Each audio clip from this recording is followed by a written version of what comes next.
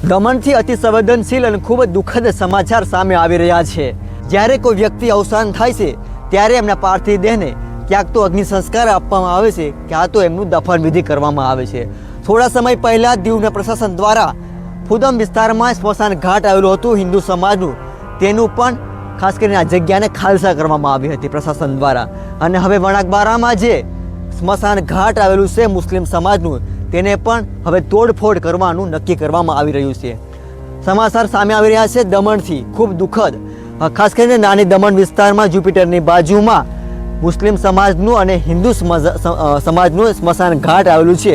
અને હવે દમણના પ્રશાસન દ્વારા અને પ્રશાસક પ્રફુલ્લ પટેલ સાહેબજી દ્વારા હવે આ જગ્યાઓ ઉપર એક નવું કન્વેન્શન સેન્ટર ઊભું કરવામાં આવી રહ્યું છે, એટલે કે એક લક્ઝરિયસ હોટેલનું નિર્માણ કરવામાં આવી રહ્યું છે।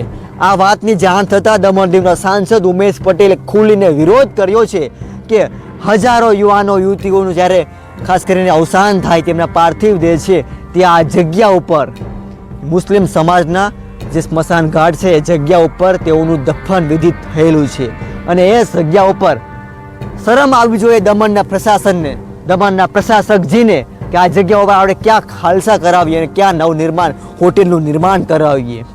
એક બાજુ આપ મોટી મોટી વાતો કરો છો તો અહીંયા તો સ્મશાન ઘાટ છે, એ જગ્યાને પણ આપ નથી છોડતા પ્રશાસકજી। તેઓએ ખુલીને વિરોધ કર્યો છે ઉમેશ પટેલે કે દમણ દીવના સૌ લોકો ખુલીને બહાર આવે કે આ લોકો પ્રશાસકજી અને પ્રશાસન આપણા સ્મશાન ઘાટને પણ નથી છોડતા અને તે જગ્યા ઉપર હવે આ લોકો નવું કન્વેન્શન સેન્ટર, નવી લક્ઝરિયસ હોટેલનું નિર્માણ કરવા જઈ રહ્યા છે। સાંસદ ઉમેશ પટેલ શું કહી રહ્યા છે એમને પણ સાંભળીએ। नमस्कार। आज मैं जो बात कहने जा रहा हूँ वो भले ही दमन की हो, पर ये शुरुआत दमन से हो रही है और ये आगे चलकर दीव और दादरा नगर हवेली में 100% दोहराई जाएगी, उतना ख्याल रखना। आज नहीं जागे तो समझ लेना कि दमन, दीव और दादरा नगर हवेली में हमें ये विनाश से कोई नहीं बचा सकता। प्रशासक प्रफुल्ल पटेल जब से आए तब से उन्होंने हमारे दमन, दीव और दादरा नगर हवेली का सर्वनाश करने में कोई कोताही नहीं छोड़ी। उन्होंने हर प्रकार के लोगों को हर प्रकार से दुख दिया है, तकलीफ दी है, पीड़ा दी है। जिंदा लोगों का तो उन्होंने सुख, चैन, नींद सब कुछ छीन ही लिया था। अब प्रशासक प्रफुल्ल पटेल जी इतनी बेशर्मी पर उतरे हैं कि अब मरे हुए लोगों को भी वो चैन से वहां शमशान में और कब्रिस्तान में रहने नहीं दे रहे हैं। वहां भी उनको वो मरे हुए लोगों की आत्मा को भी झंझोड़ कर उनको दुख और पीड़ा देने का कार्य कर रहे हैं। आपको लगेगा ऐसा तो क्या कर रहा है, तो मैं आपको कहना चाहता हूं ये प्रशासक प्रफुल्ल पटेल कितना बेशर्म और निर्लज व्यक्ति है और पैसे की भूख आदमी को कितना गिरा देती है वो आज मेरी बात से सुनने को मिलेगा। प्रशासक प्रफुल्ल भाई पटेल जी कितनी बद्दुआ लोगे? अब आप मरे हुए लोगों की भी आप बद्दुआ लोगे तो आपको कहां चैन मिलेगा? और ये पैसा आप कहां ले जाने वाले हो? ये सब कुछ यही रह जाने वाला है। अरे आप कब्रिस्तान और शमशान को तो छोड़ देते।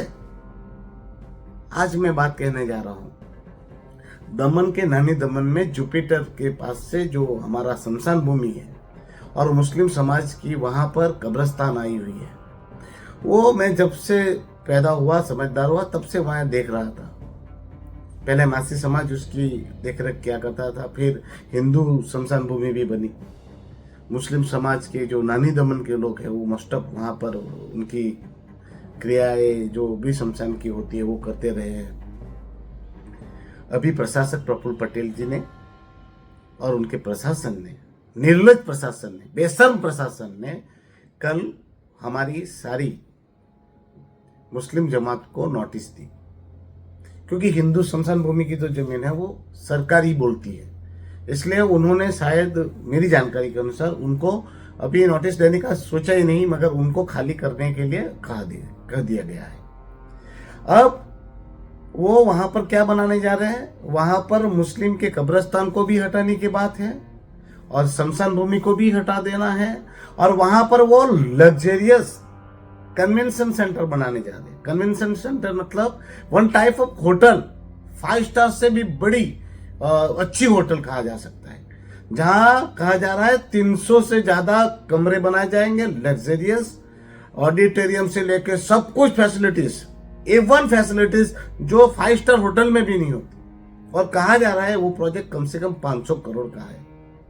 और वो प्रोजेक्ट किस पर, वो होटल किस पे बनाई जाएगी, हमारे मरे हुए लोगों के कब्र पर और हमारे शमशान घाट पर। बोलो क्या यही जगह मिली है आपको? और आप कौन से ये सरकारी कन्वेंशन सेंटर हो या सर्किट हाउस हमारे लोगों के कल्याण के लिए बना रहे हो? आप बनाकर तो प्राइवेट को बेच ही दे रहे हो। और मुझे विश्वास है और मुझे लोगों ने बताया है 500 करोड़ का शायद ये प्रोजेक्ट है, वो बनाकर अपने निजी हाथों में सौंपने वाले हैं, मतलब अपनी घर की तिजोरी भरने वाला है ये व्यक्ति। और जिसके लिए हमारे लोगों के पूर्वज जो मरे हुए हैं, जिनकी कब्र में वो शांति से वो रूह आराम कर रही है, या जो बेचारे वहां मरे हुए लोगों की तृप्ति हो रही है, उनको भी ये आदमी संतुष्टि से वहां रहने नहीं देने वाला। और ये प्रोजेक्ट बनाकर उसको बेचना ही है, वो आप देख लीजिएगा। तो वो अपनी तिजोरी भरने के लिए अब जिंदा लोगों को तो बर्बाद कर ही चुके थे, अब मरे हुए लोगों को भी नहीं छोड़ने वाला। मैं दमन दीव और दादरा नगर हवेली की जनता से विनती कर रहा हूं, इस बार एकजुट हो जाइएगा, पक्षा पक्षी मत कीजिएगा। ये इंसान हमारी आपसी लड़ाइयों का लड़ा कर अपने ऐसी घटिया से घटिया कार्य करने पे तुला है। तो हिंदू के जो भी लोग हैं जो शमशान भूमि यूज करते हैं, या मुस्लिम समाज के जो बिरादर्स हैं जो वहाँ इनकी कब्रिस्तानें वहाँ बनी हुई है, वहाँ जो लोगों की दफन क्रिया होती है, वो सभी लोग एकजुट हो जाए और इस प्रोजेक्ट का विरोध करें। मैं भी पार्लियामेंट में इसका विरोध करूंगा। हमें ये होटलों की जरूरत नहीं है, बहुत सारे होटल है, बहुत सारे। ये प्रशासक प्रफुल्ल पटेल जी ने सर्किट हाउस बना के अपनी तिजोरी भरने के लिए उन्हीं के हाथों में दे दिया, अब और नहीं चाहिए। उसके जगह हमें यही नहीं, ये यहाँ तो कुछ नहीं बनना चाहिए, यहाँ अच्छी शमशान भूमि बननी चाहिए और उनको भी कब्रिस्तान में अच्छी फैसिलिटीज मिलनी चाहिए। क्योंकि जिंदा लोगों को तो आप छोड़ नहीं रहे हो, कम से कम मरे हुए लोगों पर तो एहसान कर दो। प्रशासक प्रफुल्ल पटेल जी, आपने गलत जगह पे हाथ डाला है। अब आपका विनाश, आपको ये विनाश से कोई नहीं बचा सकता, कोई नहीं। और मैं कहना चाहता हूं, अति जहां होता है वहां सर्वनाश होता है। अति रूपेणी वैश्यता, अति गर्वेणो रावणा, अति दानत बलेर बद्दो, अति सर्वत्र वर्जित। आपका अति हो गया और आपका सर्वनाश अब निश्चित है। अभी भी बचना तो बच जाइए, बाकी आपको कोई नहीं बचा सकता।